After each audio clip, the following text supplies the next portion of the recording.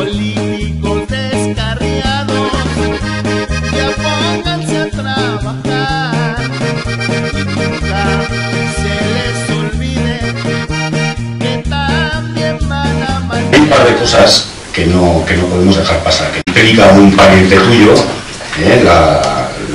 que se daba para hacer el calendario, no sé si desde hace 3, 4, 5, 6 años. Desde el principio. Se daba a la empresa donde estaba trabajando un sobrino tuyo, diferentes empresas además. Nos ha llamado la atención, lógicamente, porque una trabajadora encarga 3 presupuestos. Hay un cuarto que pides tú.